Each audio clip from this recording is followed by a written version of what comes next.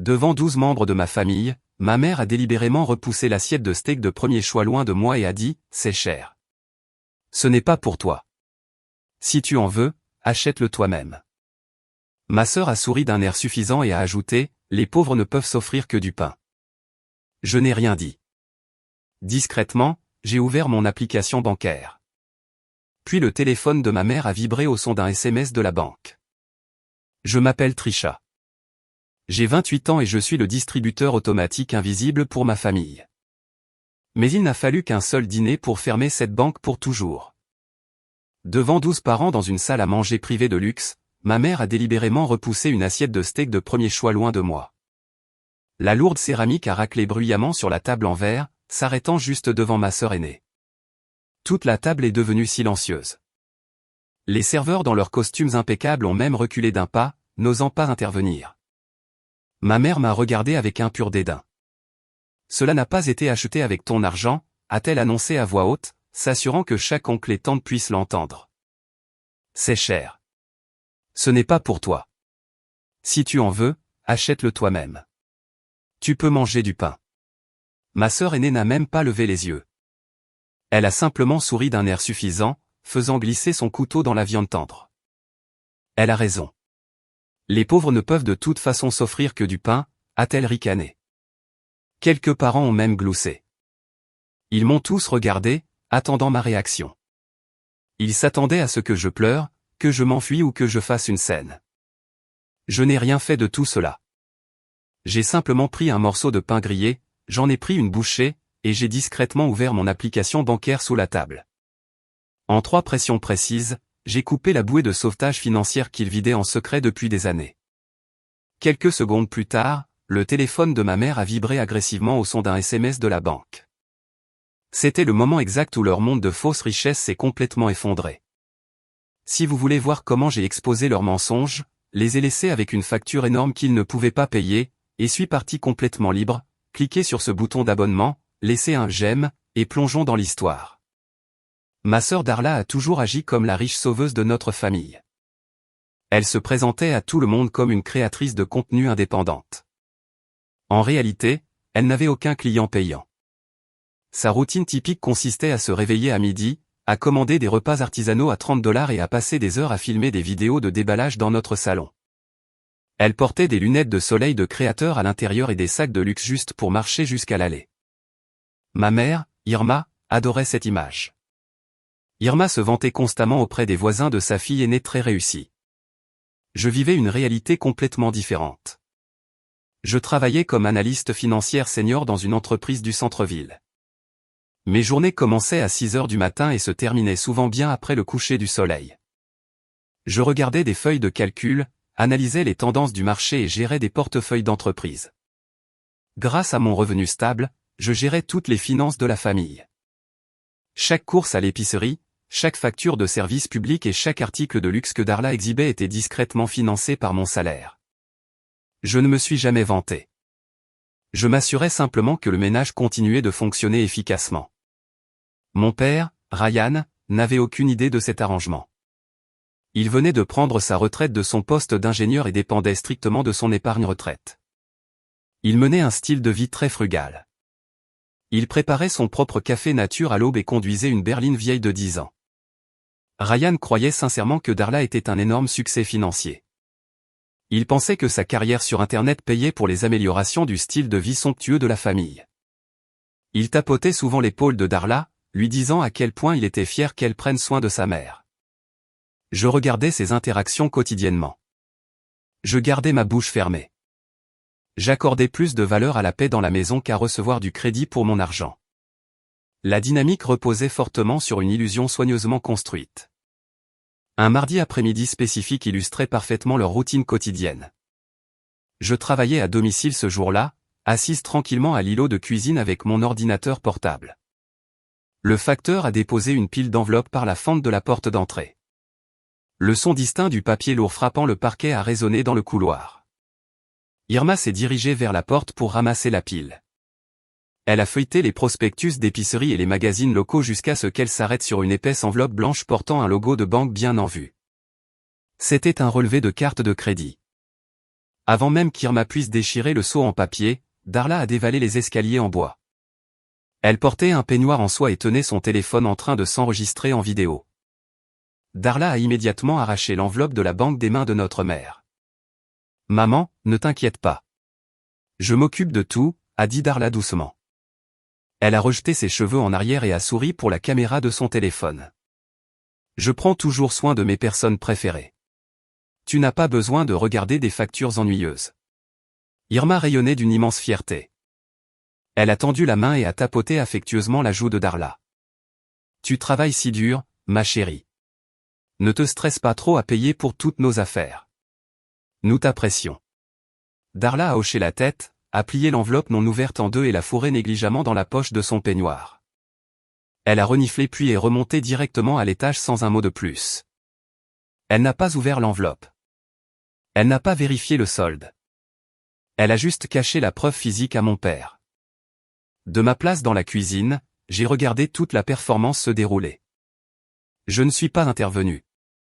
Je n'ai pas corrigé ma mère. J'ai juste reporté mon attention sur l'écran de mon ordinateur portable. Ma boîte de réception de courriel s'est actualisée automatiquement. Un nouveau message est apparu tout en haut de la liste. C'était la version électronique du même relevé bancaire que Darla venait de confisquer. La ligne d'objet indiquait un solde de plusieurs milliers. L'enveloppe en papier en bas ne signifiait absolument rien. L'ensemble du système bancaire était directement lié à mon adresse de courriel personnel et à mon compte courant. J'ai cliqué sur le document numérique. J'ai examiné la longue liste de frais.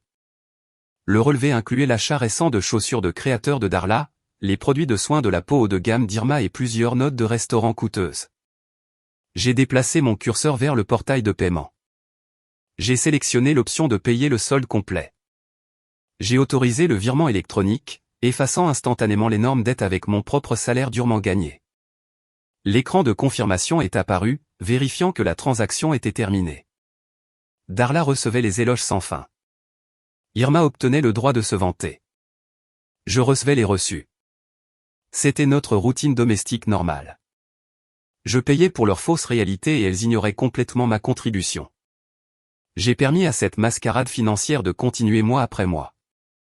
J'ai toléré le manque de respect flagrant. J'ai avalé les insultes quotidiennes. Je me suis entièrement concentré sur mon travail et j'ai maintenu la famille à flot depuis l'ombre, ne demandant absolument rien en retour. 2 semaines avant le dîner, Irma a décidé de finaliser les plans pour son 58e anniversaire. Elle voulait un événement qui forcerait les 12 parents invités à reconnaître son statut social élevé. Elle a contourné les lieux locaux standards. Au lieu de cela, elle s'est rendue directement au centre-ville de San Francisco et s'est garée devant un restaurant gastronomique français très exclusif. Irma a franchi avec assurance les lourdes portes en verre et s'est approchée du comptoir d'accueil. Elle a exigé de parler directement avec le coordinateur d'événements. Lorsque le directeur est arrivé, Irma a demandé leur salle VIP privée la plus prestigieuse pour un vendredi soir. Le directeur a poliment expliqué les politiques de réservation strictes du restaurant. Obtenir cette salle spécifique nécessitait un acompte initial massif pour couvrir l'espace et les minimums de restauration haut de gamme. Irma n'a pas sourcillé. Elle a simplement ouvert son sac à main en cuir, a sorti la carte de crédit portant son nom et l'a posée fermement sur le comptoir en bois poli. Le directeur a passé le plastique dans le terminal. La machine a traité les données et a émis un bip d'approbation. Le reçu s'est imprimé immédiatement. Irma a pris un stylo, a signé son nom d'un geste rapide et l'a rendu. Elle a obtenu sa réservation coûteuse et est sortie de l'établissement en se sentant puissante et complètement intouchable. Les dépenses ne se sont pas arrêtées à la compte du restaurant. Irma a retrouvé Darla plus tard le même après-midi pour terminer leurs préparatifs. Elles se sont lancées dans une virée shopping dédiée à travers la ville. Elles ont commencé leur routine dans un salon de coiffure haut de gamme connu pour sa clientèle de célébrités. Elles ont passé 3 heures à recevoir des coupes professionnelles, des colorations et des coiffures.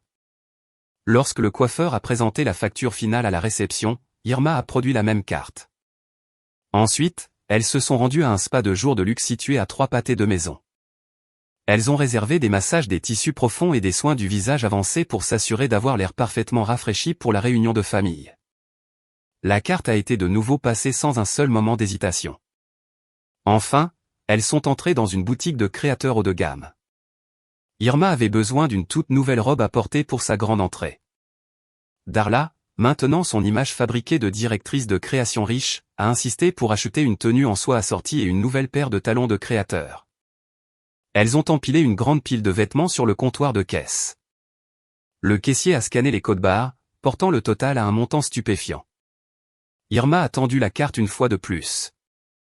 La transaction s'est déroulée instantanément. Elles ont quitté la boutique en transportant plusieurs grands sacs de marque, totalement indifférentes à la quantité d'argent qu'elles venaient de dépenser en un seul après-midi. À des kilomètres de là, j'étais assise dans mon bureau d'angle au 15e étage de mon entreprise.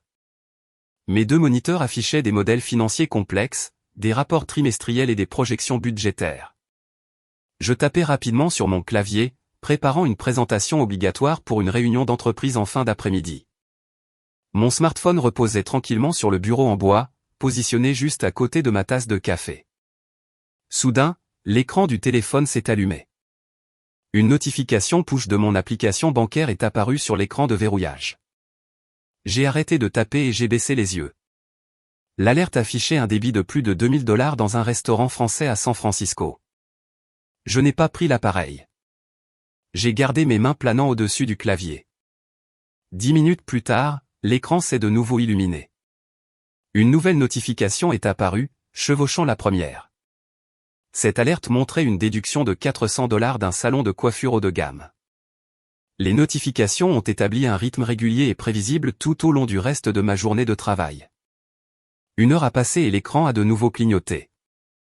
$800 dans un spa de luxe. Une autre heure s'est écoulée.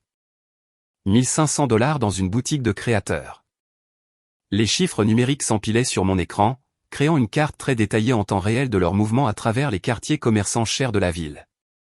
J'ai regardé chaque transaction apparaître. Je savais exactement ce qui se passait. Irma et Darla construisaient agressivement la scène pour leur projet de vanité. Elles achetaient les accessoires nécessaires, sécurisaient le lieu de luxe et créaient les parfaits personnages riches à présenter à notre famille élargie. Elles utilisaient la ligne de crédit que j'avais autorisée pour financer une illusion qu'elles ne pourraient jamais se permettre. J'ai senti une légère vibration contre le bureau alors que le dernier reçu de la boutique s'enregistrait sur le serveur bancaire. Une personne normale aurait peut-être paniqué. Quelqu'un d'autre aurait peut-être immédiatement appelé le service de fraude de la banque ou appelé sa mère pour crier à propos des dépenses imprudentes. Je n'ai fait ni l'un ni l'autre. J'ai simplement tendu la main, retourné le téléphone face contre le bureau et reporté mes yeux sur ma feuille de calcul. J'ai appuyé sur la touche entrée et j'ai continué à travailler.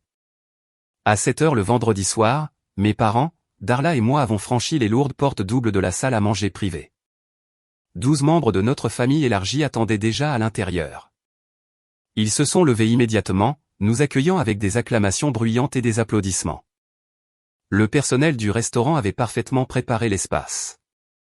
Des serveurs en uniformes impeccables se tenaient près des murs, prêts à tirer les chaises et à déplier les serviettes en lin pour les invités. Irma s'est dirigée directement vers le bout de la longue table comme une dignitaire en visite.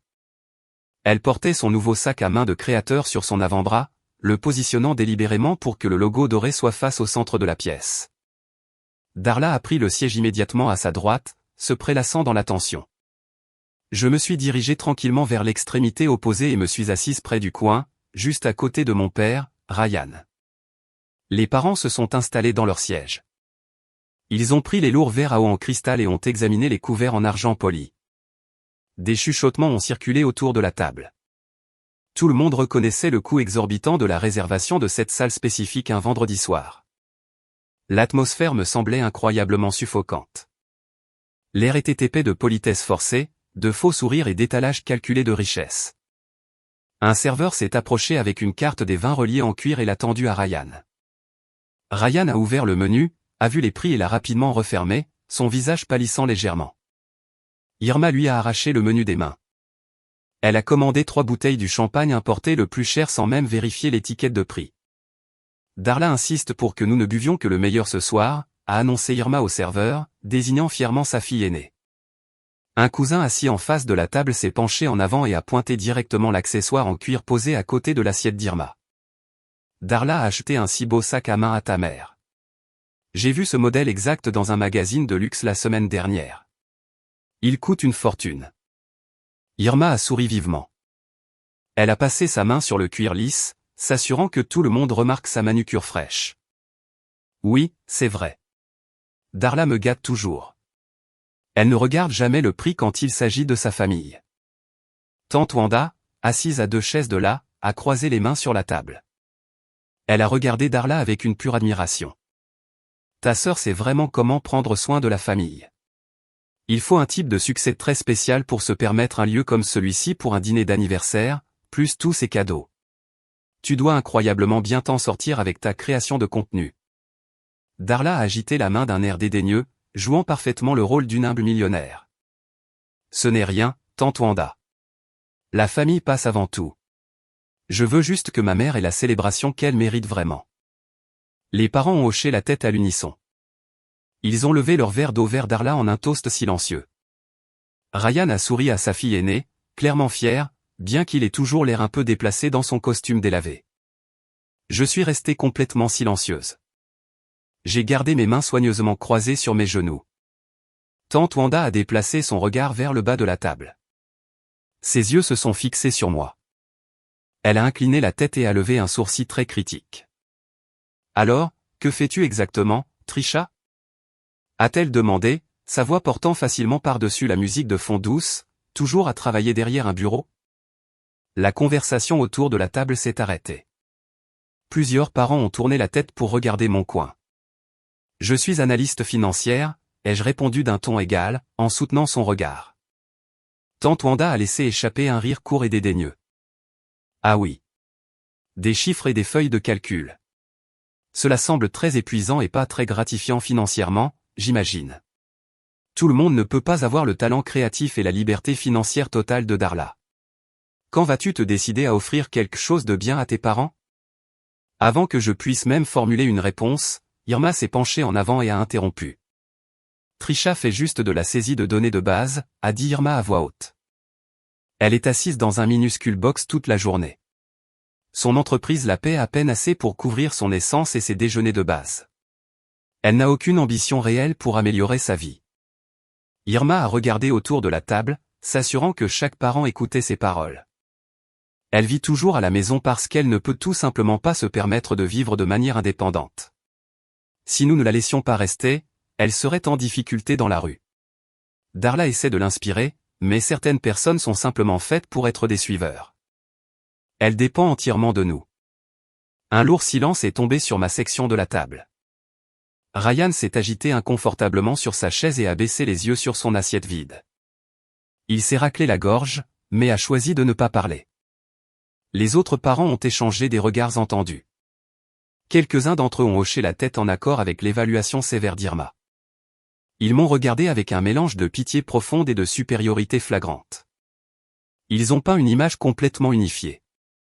Darla était la riche pourvoyeuse et j'étais le fardeau inutile qui tirait la famille vers le bas. Ils ont construit tout ce récit en utilisant l'argent même que je gagnais grâce à mon travail exigeant. Je ne me suis pas défendu. Je n'ai pas corrigé les mensonges flagrants d'Irma. Argumenter n'aurait fait que perturber le dîner et leur aurait donné une raison de jouer les victimes. J'ai simplement tendu la main et j'ai pris mon verre en cristal. J'ai pris une gorgée lente et délibérée d'eau glacée. J'ai reposé le verre sur la table, j'ai offert à tante Wanda un faible sourire poli et je les ai laissés continuer à se noyer dans leurs illusions coûteuses. Lorsque les serveurs sont arrivés avec les plats principaux, l'atmosphère dans la salle à manger privée est passée de conversationnel à très attendue. Les lourdes portes en bois se sont ouvertes, et une file de serveurs en costume noir assorti est entrée dans la pièce en parfaite synchronisation. Ils portaient de grands plateaux en argent, équilibrés de manière experte sur leurs épaules. L'arôme riche de l'ail rôti, de la viande grillée et du romarin a instantanément rempli l'espace confiné. Ils se sont déplacés autour de la longue table en verre, plaçant un steak de premier choix massif et grésillant devant chaque invité. Les morceaux de bœuf étaient énormes, reposant sur des lits de légumes rôtis et dégoulinant d'une sauce savoureuse foncée. Le serveur assigné à ma section s'est avancé. Il a placé l'assiette en céramique lourde directement devant moi avec un léger bruit sec. La chaleur rayonnait vers le haut, réchauffant mon visage. J'ai pris ma fourchette en argent poli dans ma main gauche et mon couteau à steak bien aiguisé dans ma droite. J'ai posé doucement mes poignets sur le bord de la table, me préparant à couper dans le premier vrai repas que j'avais mangé depuis le début de la matinée. Avant même que la lame de métal ne puisse toucher la surface de la viande, un mouvement brusque et soudain a brisé ma concentration. Irma s'est levée agressivement de sa chaise au bout de la table. Elle a étendu son bras sur toute la surface en verre poli, sa main s'est agrippée fermement au bord de mon assiette.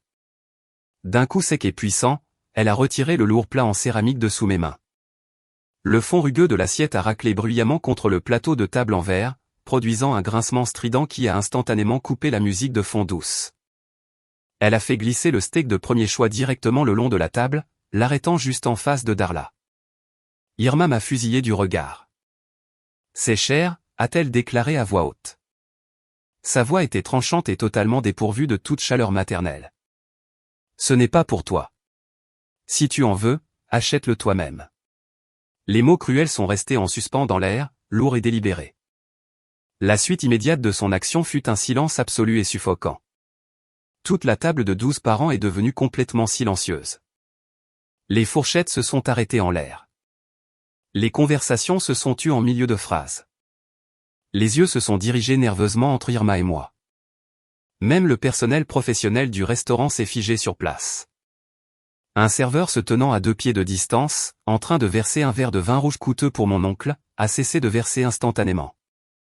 Il a retiré la lourde bouteille, une seule goutte de liquide sombre tachant la nappe blanche immaculée. Il a échangé un rapide regard paniqué avec le maître d'hôtel qui se tenait près de l'entrée. Le personnel a collectivement reculé d'un pas lent et synchronisé vers les murs. Personne n'a osé intervenir. C'était un drame familial intense qui se déroulait dans un établissement haut de gamme, et la tension dans la pièce était explosive. J'ai jeté un bref regard à mon père, Ryan.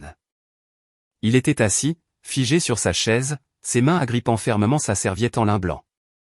Son visage est devenu d'un rouge profond, mais il a gardé la bouche fermement fermée. Il a choisi la voie de la moindre résistance, laissant Irma m'humilier ouvertement devant toute notre famille élargie plutôt que de provoquer une scène.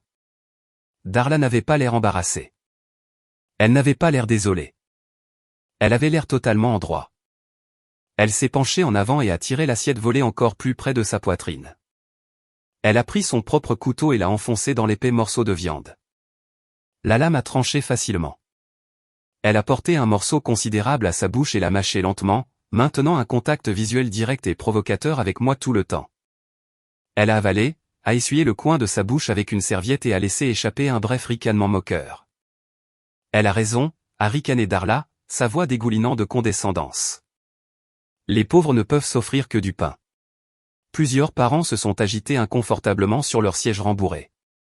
Quelques-uns ont baissé les yeux sur leurs genoux, refusant de croiser mon regard. Personne n'a pris ma défense. Personne n'a proposé de partager son repas. Ils ont simplement accepté la nouvelle dynamique qu'Irma avait établie de force. Je suis resté parfaitement immobile. Mes mains sont restées posées sur le bord de la table en verre. Mon assiette avait disparu. L'espace devant moi était entièrement vide. L'humiliation publique qu'ils avaient l'intention d'infliger était massive, mais je n'ai ressenti absolument aucune honte. Je n'ai ressenti aucune envie de pleurer, de crier ou de quitter le restaurant en trombe. Mon silence a atteint son apogée absolu. La colère en moi s'est solidifiée en une concentration purement calculée. À ce moment précis, mon cœur qui battait la chamade a ralenti pour atteindre un rythme régulier. Je n'ai pas élevé la voix. Je n'ai pas exigé qu'on me rende l'assiette. J'ai simplement baissé les mains sur mes genoux, les gardant complètement hors de vue sous la lourde nappe. J'ai ouvert mon sac à main, j'ai cherché à l'intérieur et j'ai sorti mon smartphone. J'ai gardé l'appareil incliné vers le bas, caché dans l'ombre de la table, et j'ai déverrouillé l'écran avec mon pouce. J'ai ignoré mes messages textes et j'ai accédé directement à mon application bancaire principale. Une invite de sécurité a requis mon empreinte digitale. J'ai appuyé mon pouce contre le capteur et le tableau de bord s'est chargé instantanément. L'écran affichait mes comptes chèques, d'épargne et de crédit en rangée bien ordonnée. Je me suis dirigé directement vers le portail de gestion des cartes de crédit. Cette section spécifique de l'application contenait le cœur de toute leur illusion. Pendant des années, Irma et Darla ont paradé dans la ville, exhibant du plastique de luxe dans les boutiques de luxe et les restaurants chers. Elles se comportaient comme des millionnaires autodidactes devant nos parents. Mais le système bancaire détenait la vérité absolue. Le compte principal m'appartenait entièrement. Mon nom figurait tout en haut de la hiérarchie financière. Irma et Darla étaient listées en dessous de moi, catégorisées strictement comme des utilisatrices autorisées. Elles ne possédaient aucun historique de crédit réel. Elles ne possédaient aucun actif réel. Elles détenaient simplement des cartes secondaires liées directement à mon salaire personnel. Elles vivaient entièrement grâce à ma bonne volonté, et j'ai décidé de mettre fin à cette bonne volonté immédiatement. J'ai d'abord cliqué sur le profil d'Irma. Un menu d'options administratives s'est déroulé à l'écran. Je n'ai pas hésité. J'ai appuyé sur le bouton rouge intitulé « Supprimer l'utilisateur autorisé ». Une fenêtre contextuelle est apparue, m'avertissant que cette action couperait définitivement son accès à la ligne de crédit. J'ai appuyé sur « Confirmer ». Ensuite, j'ai sélectionné l'option « Désactiver la carte » pour m'assurer que le plastique physique dans son sac à main devienne instantanément inutilisable à n'importe quel terminal de paiement. L'écran s'est actualisé, affichant son statut comme résilié. J'ai immédiatement fait défiler jusqu'au profil de Darla. Elle était assise à quelques pieds de là, sirotant son vin et mâchant le steak qu'elle venait de me prendre. J'ai répété exactement le même processus sur mon écran. J'ai supprimé ses privilèges d'utilisatrice autorisée. J'ai appuyé sur « Confirmer ». J'ai désactivé sa carte. Avec ces simples pressions sur un écran de verre, j'ai complètement démantelé leur faux empire. J'ai coupé leur oxygène financier sans faire le moindre bruit. Mon travail n'était pas terminé. J'ai quitté le menu de gestion des cartes et j'ai ouvert l'onglet des transactions programmées. J'ai fait défiler mes factures de services publics jusqu'à ce que je trouve le prélèvement mensuel récurrent pour le Country Club des Dames. C'était l'arme sociale préférée d'Irma. Elle utilisait cette adhésion coûteuse pour réseauter avec des épouses riches et se vanter de son style de vie fabriqué. J'ai cliqué sur l'abonnement actif. J'ai sélectionné l'option pour supprimer mon mode de paiement et annuler tous les futurs virements automatiques. L'application a traité la demande et a affiché une coche verte. Le financement s'est arrêté immédiatement. Moins de 10 secondes plus tard, un bourdonnement aigu a vibré contre le verre épais de la table à manger. Le smartphone d'Irma s'est allumé juste à côté de son verre d'eau. Une alerte SMS automatisée de la banque a clignoté sur son écran de verrouillage. Irma a arrêté de mâcher et a baissé les yeux sur l'appareil lumineux. Elle a plissé les yeux devant le court aperçu de texte visible à l'écran. Elle n'a pas pris la peine de déverrouiller le téléphone ou de lire le message complet. Probablement juste du spam, a marmonné Irma d'un air dédaigneux à tante Wanda. Irma a fait glisser son doigt sur l'écran, effaçant la notification dans le vide numérique. Elle a pris sa fourchette, a piqué un autre morceau du steak de premier choix et a continué à manger son repas, complètement inconsciente que toute sa réalité financière venait de s'évaporer. J'ai verrouillé mon téléphone et je l'ai remis dans mon sac à main. J'ai ramené mes mains au-dessus de la table, posant mes poignets sur le bord. J'ai tendu la main vers le centre de la table et j'ai attrapé le panier tressé de pain gratuit. J'ai sorti une tranche épaisse de pain au levain, j'ai pris un couteau à beurre en argent et j'ai étalé une épaisse couche de beurre sur la croûte. J'ai pris une bouchée lente et délibérée, mâchant le pain nature en silence absolu pendant qu'il festoyait autour de moi. 45 minutes plus tard, le service du dîner élaboré s'est finalement terminé. Les serveurs se sont déplacés silencieusement autour de la grande table en verre, ramassant les assiettes en céramique vides et remplaçant les couverts en argent. Les 12 parents se sont adossés à leurs chaises rembourrées, sirotant les derniers restes du vin coûteux. Tout le monde savait que la facture totale serait astronomique.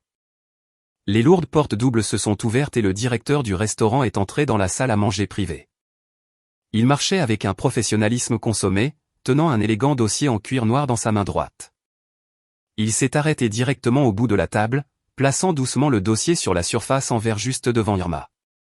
Irma n'a même pas ouvert le dossier pour examiner les frais détaillés. Elle a gardé le menton levé. Elle a cherché dans son sac à main de créateur, a sorti la carte de crédit et l'a posée fermement sur le dossier. Elle a regardé le long de la table, s'assurant que tante Wanda et les autres parents la voyaient gérer nonchalamment l'énorme dépense. Le directeur a pris la carte. Il a sorti un terminal de point de vente mobile de la poche de sa veste. Il a inséré la puce dans la fente, a tapé le montant final massif et a appuyé sur le bouton de confirmation vert. La machine a traité les données pendant 3 longues secondes.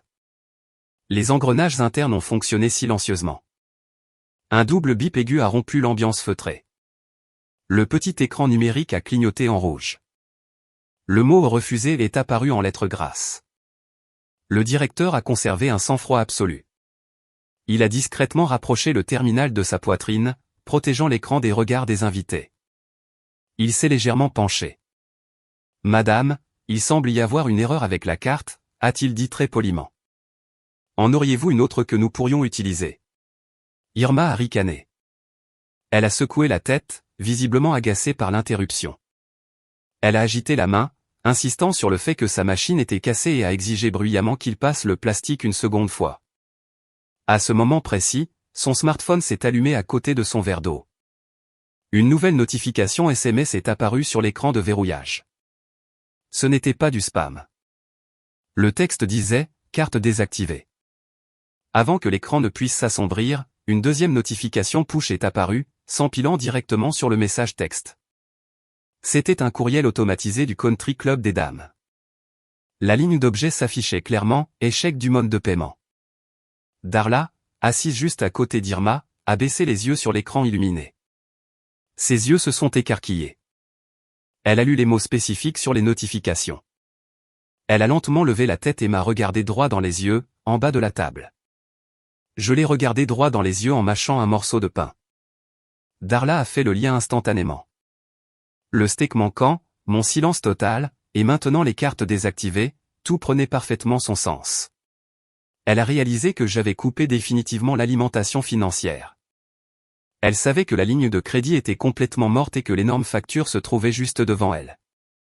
Darla n'a pas prévenu notre mère. Elle n'a pas proposé d'aider.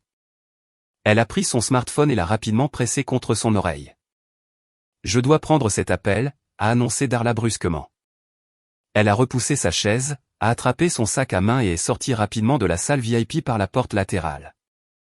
Elle a abandonné le navire en perdition, s'échappant dans le couloir, et n'est jamais revenue à la table. Irma a baissé les yeux sur l'écran de son téléphone. La posture confiante a complètement disparu. La couleur a quitté son visage, la laissant pâle. Des perles de sueur se sont formées le long de sa racine des cheveux. La lourde illusion de richesse qu'elle avait passé des semaines à construire s'est brisée en morceaux. Les parents ont remarqué le changement soudain dans son comportement. Ils ont cessé de parler et l'ont regardé se débattre. Le directeur est resté parfaitement immobile, attendant patiemment un mode de paiement valide. Irma a dégluti difficilement. Ses mains ont commencé à trembler. Elle s'est penchée sur le côté, déplaçant son poids maladroitement sur sa chaise. Elle a tendu le cou vers moi, baissant la voix en un murmure désespéré pour que les invités n'entendent pas sa panique. « Trisha » a-t-elle sifflé, les yeux écarquillés de peur. « Ouvre ton application. Règle ça tout de suite. Dis à la banque d'autoriser le paiement. » J'ai posé mon couteau à beurre en argent sur le bord de la table. J'ai pris ma serviette en lin et j'ai essuyé les coins de ma bouche. J'ai tourné la tête et je l'ai regardé droit dans les yeux. Je n'ai pas baissé la voix. J'ai parlé clairement et fermement, en m'assurant que chaque parent à la table entende ma réponse exacte. Je pensais que Darla payait, ai-je répondu froidement. Tu as dit que je ne devais pas toucher aux choses chères. Le lendemain matin, la réalité écrasante de la nuit précédente s'est lourdement abattue sur notre maison. Le souvenir de la fin chaotique du restaurant restait frais. Pour empêcher le directeur d'appeler les autorités et de détruire complètement la réputation de notre famille, Ryan s'était avancé. Il avait contourné la panique figée d'Irma et avait tendu sa carte de débit personnelle. Il se tenait au comptoir d'accueil, entouré des regards jugeurs de 12 parents, et a autorisé l'énorme transaction. Il savait exactement ce que cela signifiait. Couvrir cette facture exorbitante l'a forcé à vider instantanément une partie importante de son épargne retraite durement gagnée, compromettant sa propre sécurité financière pour payer la vanité de sa femme. Maintenant, le soleil du matin illuminait un foyer complètement fracturé. Ryan était assis à la table à manger en bois. Il n'a pas préparé son café habituel. Son visage était sévère, gravé d'un épuisement profond et d'une fureur absolue. Il a pointé un doigt tremblant vers la chaise vide en face de lui et m'a fermement ordonné de m'asseoir. Il m'a ordonné d'ouvrir mon ordinateur portable. Il voulait les données brutes. Plus d'histoire et plus d'illusions. Je n'ai pas hésité. J'ai placé l'appareil sur la table, j'ai tapé mes identifiants et j'ai tourné l'écran vers lui. J'ai affiché l'historique complet des transactions des 3 dernières années. Ryan a mis ses lunettes de lecture et s'est penché plus près de l'écran lumineux. Il a fait défiler méthodiquement des milliers de lignes de données financières. Il a vu le dépôt exact pour le restaurant français.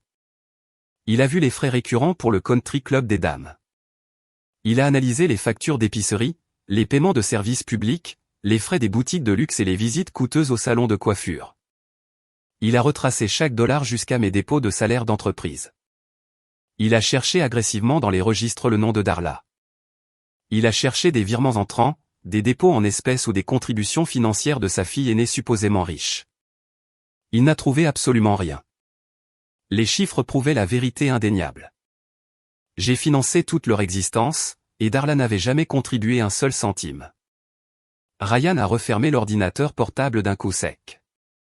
Il s'est levé brusquement et a marché directement à l'étage, vers la chambre de Darla. Darla n'était pas rentrée à la maison la nuit dernière, dormant probablement dans l'appartement d'un ami pour éviter les retombées immédiates. Ryan a sorti 2 grandes valises de son placard. Il a attrapé négligemment ses peignoirs en soie, ses chaussures de créateur et ses palettes de maquillage coûteuses, les jetant dans les bagages sans plier un seul article. Il a fermé la fermeture éclair du sac, les a traînés en bas des escaliers en bois et les a poussés de force sur le porche d'entrée. Il a attrapé sa boîte à outils, a entièrement retiré la poignée de la porte d'entrée et a installé un tout nouveau pen dormant. Son téléphone vibrait continuellement sur le comptoir de la cuisine avec des messages textes frénétiques de Darla le suppliant de la laisser entrer. Ryan a ignoré chaque notification. Irma était assise sur le canapé du salon, regardant son mari démanteler la vie fabriquée de sa fille préférée. Elle pleurait en silence, serrant un coussin fermement contre sa poitrine. Irma a essayé de tendre la main vers lui, mais Ryan a reculé, visiblement révulsé par son comportement. Il la dominait. Il n'a pas crié ni perdu son sang-froid. Sa voix était froide, mécanique et terrifiante de calme. J'ai déjà appelé un avocat, a déclaré Ryan, ses mots tranchant ses sanglots silencieux avec une précision absolue. Si rien ne change et que tu ne me rembourses pas, je dépose la demande lundi. Irma a eu le souffle coupé, enfouissant son visage dans ses mains. La conséquence ultime de son arrogance était enfin arrivée, brisant son monde. Je suis pas resté pour la regarder pleurer. J'avais déjà emballé mes affaires personnelles dans 2 sacs de sport robustes avant même le lever du soleil. Je suis entré dans la cuisine et j'ai laissé tomber ma clé de maison sur le comptoir en granit. Le métal lourd a cliqueté bruyamment dans la pièce silencieuse, signalant ma démission permanente de la famille. J'ai jeté les sacs lourds sur mes épaules et je me suis dirigé vers la porte d'entrée. Ryan m'a offert un bref signe de tête d'excuse, reconnaissant enfin l'immense fardeau que j'avais porté en silence pendant des années. Je n'ai pas répondu par un signe de tête. Des excuses vides ne pouvaient pas effacer les années de manque de respect flagrant et d'exploitation financière. J'ai franchi la porte d'entrée nouvellement sécurisée, j'ai chargé mes sacs dans le coffre de ma voiture et je suis parti, coupant définitivement les liens toxiques. Pensez-vous que mon père devrait demander le divorce lundi? Faites-le moi savoir dans les commentaires ci-dessous. Cette histoire est entièrement fictive et destinée uniquement à des fins de divertissement et d'éducation.